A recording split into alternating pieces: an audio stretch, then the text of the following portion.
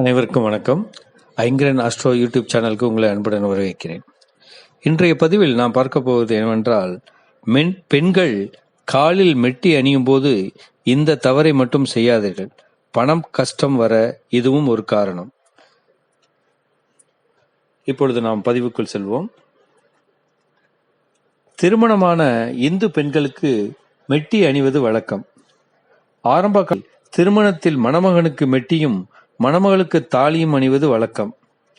இந்த ஆண் திருமணமானவன் என்பதை உணர்த்தும் வகையில் ஆண்களுக்கு மெட்டியும், இந்த பெண் திருமணமானவள் என்பதை உணர்த்தும் வகையில் பெண்களுக்கு தாலியும் அணிந்து வந்தார்கள். ஆனால் அது காலப்போக்கில் மாறி மெட்டி பெண்களுக்கு உரியதாக ஆகிவிட்டது.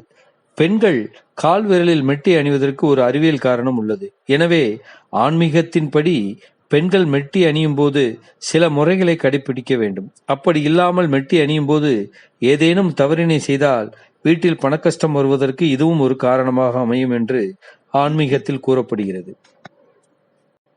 பெண்கள் காலில் மெட்டி அணியும் போது கட்டை விரலுக்கு அருகில் உள்ள விரலில் தான் அணிய வேண்டும். அதற்கு மாறாக ஸ்டைலிற்காக வேறு விரல்களில் அணிந்தால் வீட்டில் பணக்கஷ்டம் ஏற்படும் என்றும் கூறப்படுகிறது. அது மட்டுமில்லாமல் இதற்கு ஒரு அறிவியல் காரணமும் உள்ளது. கால் கட்டை விரலுக்கு அருகில் உள்ள விரலில்தான் கருப்பையின் நரம்பு வந்து முடிவடைகிறது. எனவே இம்மெட்டியினை அந்த விரலில் போட்டு நடப்பதால் கருப்பை வளர்ச்சி அடைகிறது. எனவே பெண்கள் காலின் கட்டை விரலுக்கு அருகில் உள்ள விரலில்தான் மெட்டியை அணிய வேண்டும்.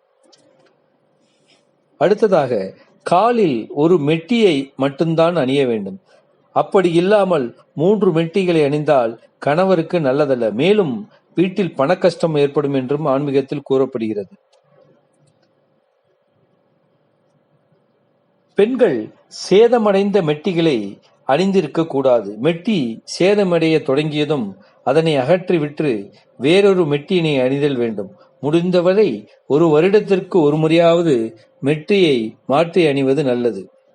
மேலும் மெட்டியை மாற்றி அணியும் போது வெள்ளிக்கிழமை, செவ்வாய்க்கிழமை, அமாவாசை, பௌர்ணமி மற்றும் உங்களுடைய திருமண நாள் ஆகிய நாட்களில் அணியக்கூடாது. வீட்டில் பணக்கஷ்டம் வருவதற்கு இதுவும் ஒரு காரணமாகும். எனவே இந்நாட்களை தவிர மற்ற நாட்களில் தான் மெட்டி அணிய வேண்டும்.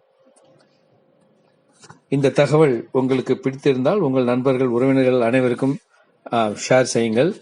இன்னும் பல தகவல்களுடன் அடுத்த பதிவில் உங்களை சந்திக்கிறேன். நன்றி. நமது சேனலை சப்ஸ்கிரைப் இதுவரைக்கும் பண்ணலைன்னா சப்ஸ்கிரைப் பண்ணிக்கோங்க. அப்போ தான் நம்மளுடைய ஒவ்வொரு பதிவும் உங்களை வந்து சேரும்.